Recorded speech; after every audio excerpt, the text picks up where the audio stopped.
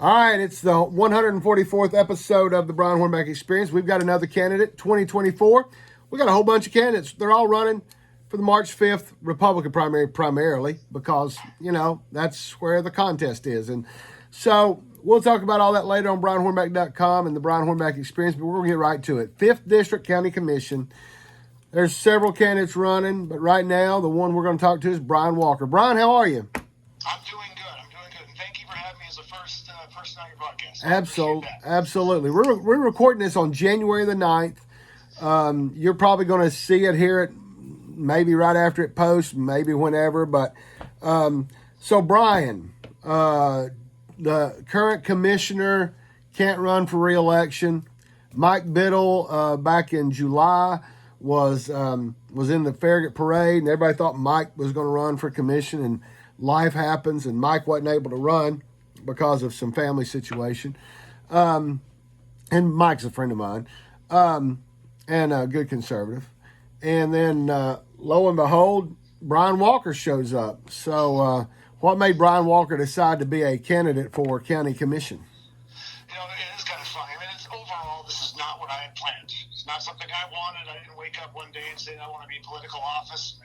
Just everything was just different. And so I happened to be at one of the events because I do attend all the meetings, and I want to be updated on what's going on. Right. And I was approached by a few people, and they said, hey, there is an open spot because the current guy's termed out, and no one else is running at this time. So what do you think? And they brought before me, and, like anything else, you kind of just sit and you say, no, I'm not going to do that. That's crazy. I don't know what to think. And then you start realizing, all right, well, that does sound like a good idea. They keep feeding at you, eating at you, and you're just like, all right, let me talk about this. So I talked out loud, and my wife and I had a good conversation. We sat down and said, you know what do you think about this? My wife looked at me and said, you haven't gone wrong yet, so whatever you plan on doing, I support you, and I'm behind you, and if that's the direction you want to take with our lives, then let's do it. We're all in. And so that was basically the motivation I really needed to go, all right, let's make some calls. Let's see how viable this is. Let's see what needs to be done and understand what it means. And I did that, and at a certain point, I took a weekend, and that Monday, I kind of got up and I said, you know what? I'm going to start running. That was it. I'm going to run for county commissioner. And so I put my name in there, and then put on the calendar when the petition date was going to be pulled. And then sure enough, I think I was the first one down to the office down there, picked one up. It was a Friday, and then by Tuesday I turned in my 25 names, and off I'm running. I'm on the ballot. Boy, so that's kind of how it all played out. There's something funny about the 5th District because you picked yours up, and Lauren Morgan, who's running for the school board seat in District 5, she picked up the same day, and I think she was the first one to turn in, and I think you were like the second one to turn in. But, for Lauren, she ended up with no Republican opponent. She'll have a Democrat to deal with in August. But, you apparently everybody decided that they thought commission was, as a former school board member from the 5th District 20 years ago, I can tell you that most people probably have figured out that being on the school board is probably more of a headache than county commission. Now, county commission oversees $1 billion budget this year. The budget went over $1 billion when the county commission approved it last June. So Brian Walker wants to be one of 11 that's going to help manage $1 billion budget, but they get to give about 2/3 of that over to the school board. So I think people started thinking there's probably more headaches on the school board from dealing with parents.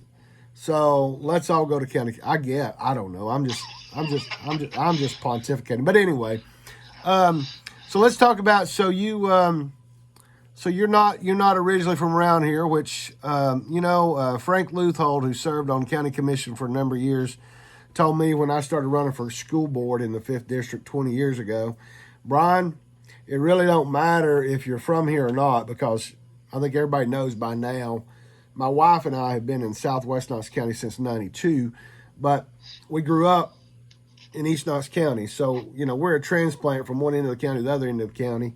In 92, we came down here.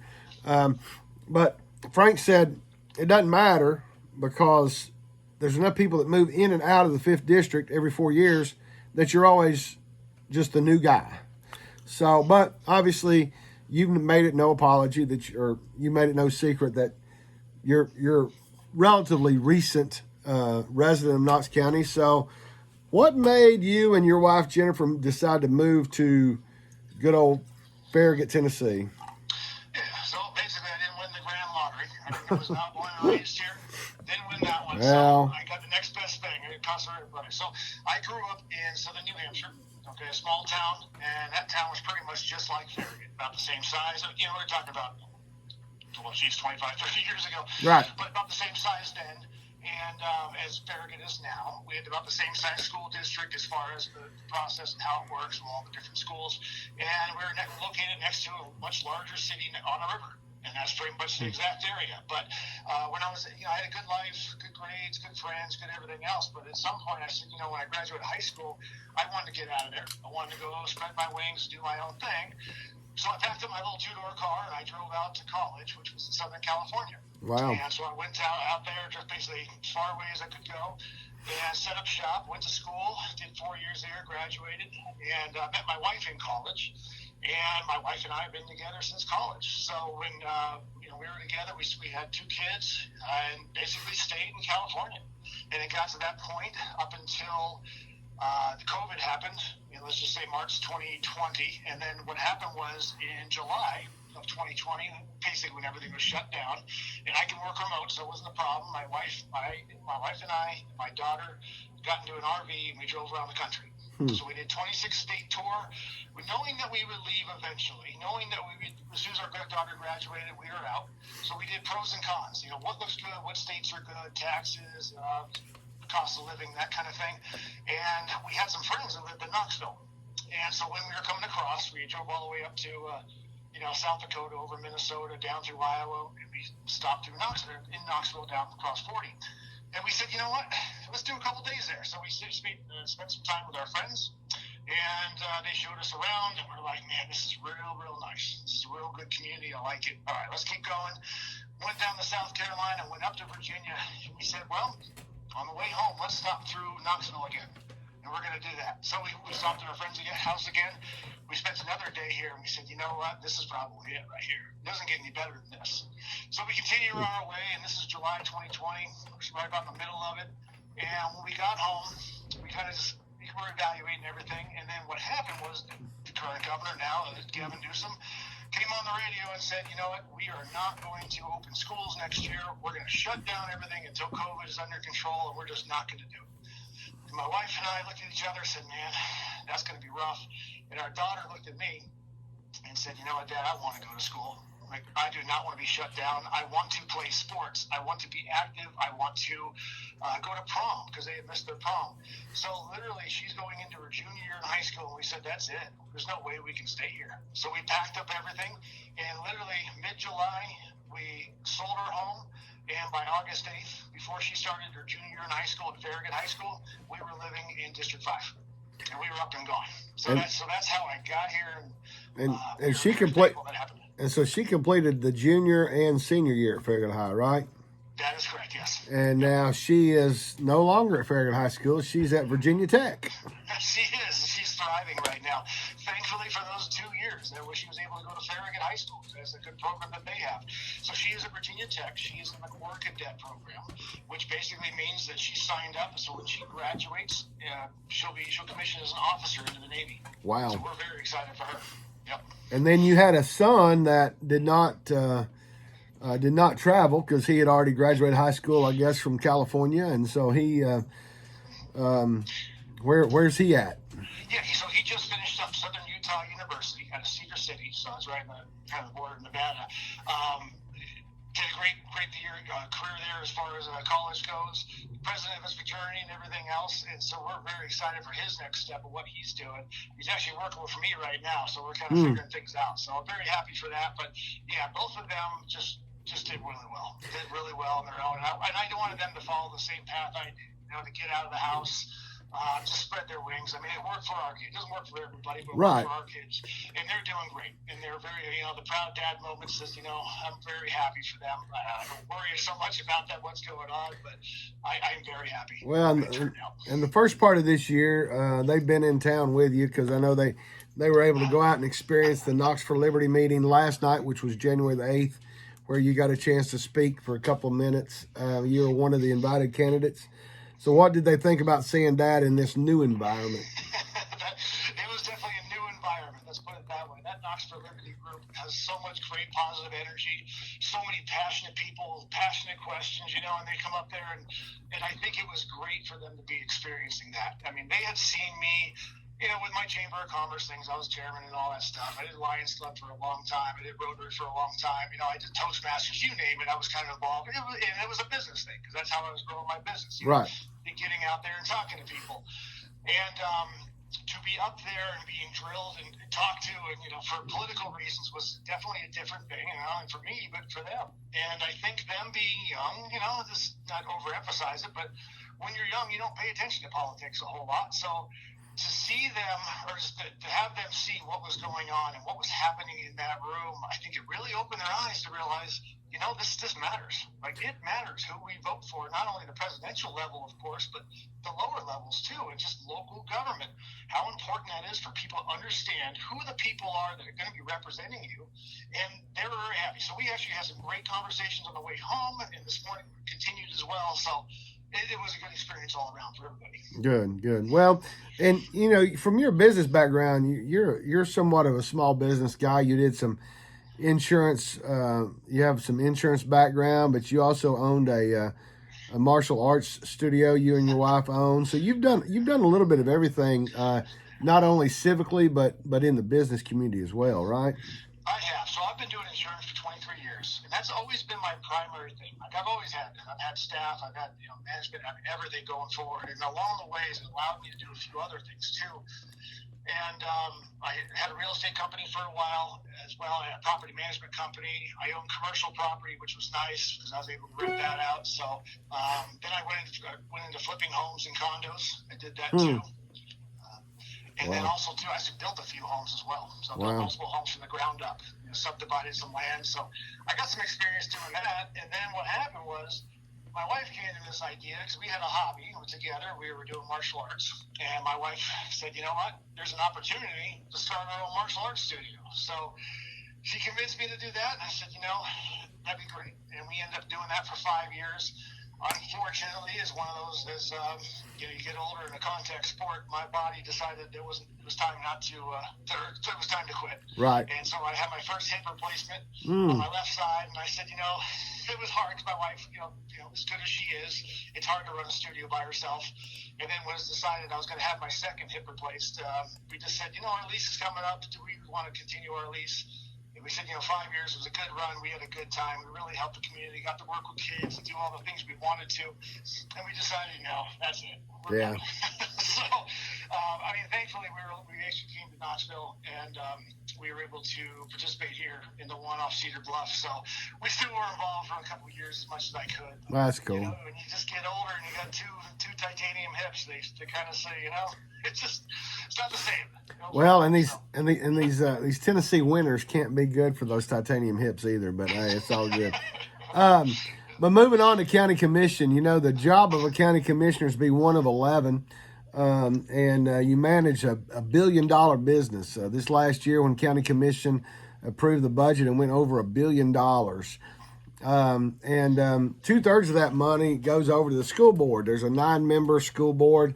You're getting the 5th district has won somewhat of a lottery, I guess, this year, in the fact that the commission and school board both the incumbents, one was term limited out, and one of them, because school board doesn't have term limits, she opted not to run. So the 5th district's getting a brand new school board member and a brand new commissioner. Lauren Morgan is not opposed in the Republican primary, so we'll talk about that more later. But yeah, so we're talking about quite a bit of money that you and 10 other colleagues have to deal with. So talk about, kind of what you're hearing as you knock on the doors. I know you're knocking on doors, you're putting out yard signs. Kind of talk about, town of Farragut, which your district includes a little bit of not town of Farragut, and then you got a whole lot of the town of Farragut. Kind of talk about the housing and the infrastructure, what you're seeing and what you're hearing as you knock on doors. Yeah, if I knock on doors, I mean, of course, the biggest question they ask is, what's a commissioner? Like, what do you do? So talking about that is kind of the first 45 seconds to a minute conversation, and then we kind of do breakdown of what's going on in the community, what's happening. Obviously, a lot of people are stressed about infrastructure.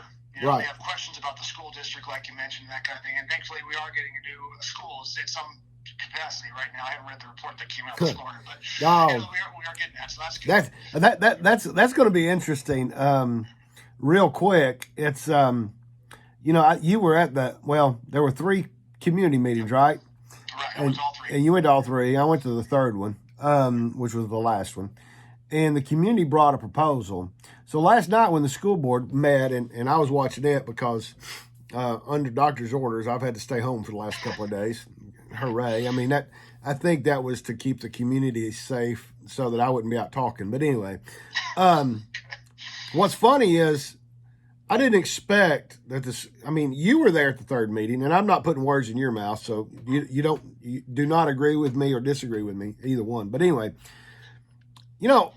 I was a school board member 20 years ago, and when you do these community meetings, you don't ever expect the community to not like what your proposals were, and you always plan that what you're going to present is going to be what you present, right? But what's interesting is the community of Farragut actually had an impact on what the ultimate decision has been, or what the superintendent is going to recommend. So it's interesting, and we'll save that for another discussion because I got to have Lauren Morgan on later. But anyway, we have crowded schools. There's no doubt about it. They've rezoned kids a million different ways of Sunday. So that's another subject for another day. But yeah, so density, the growth plan's coming up on tomorrow, the January 10th. I don't know if they're going to vote or not, but some of that stuff's going to be before you take office on September 1st. So let's kind of talk about police. Okay, yeah, go ahead. Yeah, go ahead. That does show you kind of what you said about the city of Farragut, basically, District 5, everybody coming out. That is the local emphasis that we can do. We can actually shape our community. And there's so many people. Well, times have changed. Right. You got to understand, times have changed. We can't sit on the sidelines anymore. Right. We can't allow other people to make these decisions for us. If you have an opinion or use your voice to get it out there. And that's why I think District 5 is so great, because we have a lot of passionate people that want to come out and share their ideas with everybody. That is the key to local government, and we need more of that. When I went to all 3 meetings, the first one, it was basically just an informational meeting. We all sat there with our hands in our laps and everything, and we just kind of listened. Everything came in, and there was one suggestion from the outside, but we listened. The second meeting, we actually, you can look at the same people that had grouped. It's like multiple groups. I'm talking different groups that went to the second and the third meeting. But in the second meeting, they started asking questions from what they learned in the first. They were definitely paying attention to what was going on. By the third meeting, it was like, all right, yeah, we understood, we heard you, we got your answer.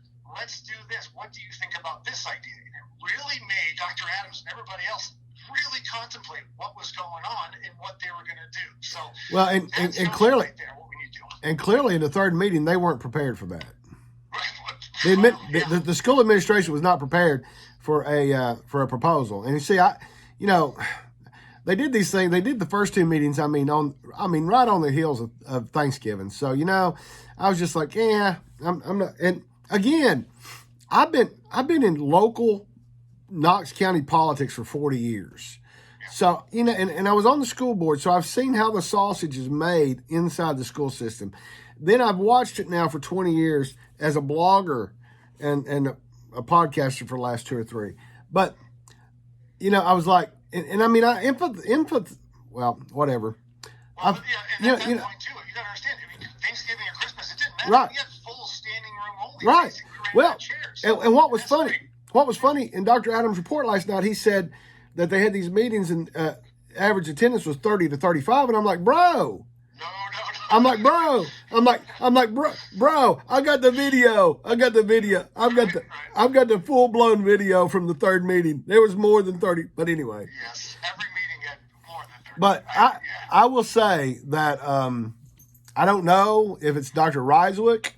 I don't know if it's school board member Susan Horn, who's going out of office. I don't know if it's Lauren Morgan, who's the Republican candidate for school board. I don't know. But anyway, something changed that their recommendation is more to what the people said in the third meeting. So it's interesting. But anyway, I'll let you speculate on that. I mean, the biggest thing, the important thing is you understand that the local, we need to get involved. And I'm so glad to see that. That's why it's exciting. Right. We got to pull these ideas. We got to hear from everybody who has to say in this. So, right. Yeah, so that's good. So, I mean, we can talk about the police, law enforcement, and everything else. Yeah, go ahead. Big proponent for that. Basically, unfortunately, 2023, they just released a study that was the most deadliest year for police officers. Right. And that is completely sad. I mean, it went all up and down, not only for the police and law enforcement, but for society and communities as well. I mean, think of how many lives have been shattered because of that. And what we need to do is we seriously, as a community, need to get behind our law enforcement, help them out, give them the tools, not only to protect our communities, but protect themselves. Protect themselves physically, mentally, and also from frivolous lawsuits. But we need to give them what they need and just better help them with what's going on. So, report what we're seeing, and if we can do anything for them, that's what we need to do. We need to back them up, praise them. I mean, it's obviously a hard job. We all know it's a very hard job. And I'm thankful for men and women that do step up and are able to do that, because that's what we need. We have to have safe communities. If you don't have that, the breakdown of society just happens. Right. That's where we're at right now.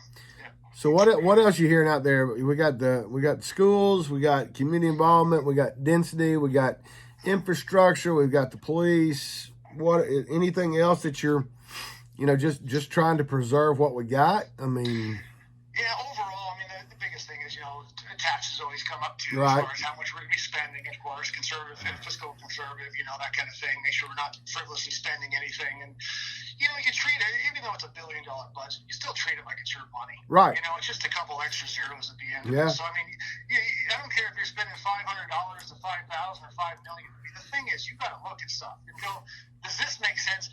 Is this going to better our community? Or are we just spending it to make ourselves look better? I mean, how is it just going to help our community? And what is it going to do? What's the long run for it, too? Because if we start throwing money around, the next thing you know, we're going to start raising taxes. And that's just not going to that's not acceptable. We cannot do that at all. And I think a lot of times people don't understand the significance of what the county actually provides. I mean, when you become a senior, and you and I are relatively about the same age. My kids are a little bit older than yours, but once you get beyond schools, once your kids get beyond school, then you start living those middle years. But then when you get to the senior ages, I mean, you realize the county provides senior centers, and the county's done a phenomenal job of that. When your kids were younger and going to school, you knew about the public library, and then you got those people that, the county doesn't provide trash pickup like the city does. So you have those convenience centers where we have employees that are trying to keep the dumpsters full and having to walk between moving vehicles on a regular basis. You got our own roads people, our engineering public works people. They're out there filling holes and clearing ditches and trying to keep water flowing, especially on days when we get torrential downpour and high winds. And then everybody. Actually, on Parks and Rec too. Right.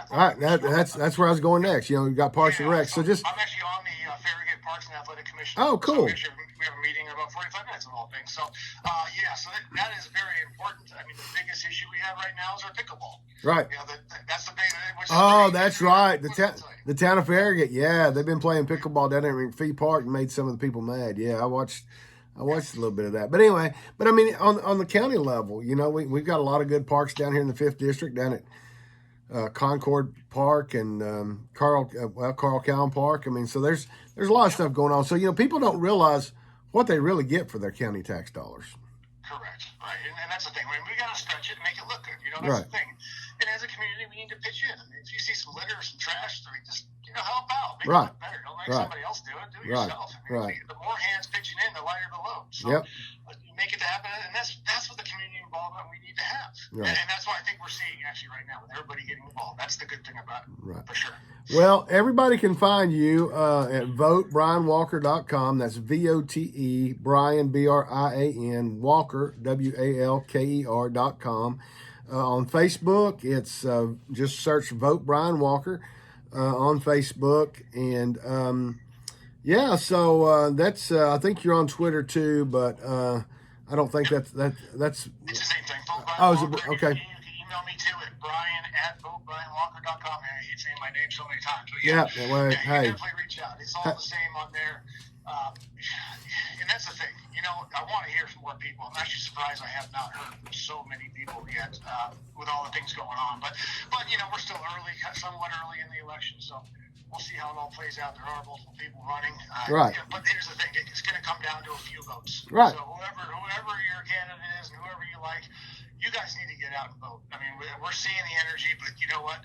February 14th to the 27th for early voting, March 5th, we need to get out and vote. We need to get to the polling places and make sure our voices are heard. That's going to be the biggest thing to show people what's going on here in District 5. So I humbly ask for your vote for everybody that's in their area. Absolutely. So that was a good close. And just to help you close that out, when I decided I was going to get involved in politics 40 years ago, Winfield Dunn was the first Republican governor since Reconstruction. And as he was a dentist out of Memphis. Winfield's still alive, by the way. And when he announced for governor in I think it was 71. I don't know. I got to go back in my history and figure out exactly what year that was that he got elected. But when he announced, he said, "Support me if you can, oppose me if you must, but above all, participate." And every time I run for office, I've used the great Winfield Dunn quote, and I've seen Winfield many times since then. But what Brian just said is true. We got a lot of offices on the ballot. Obviously, everybody gets all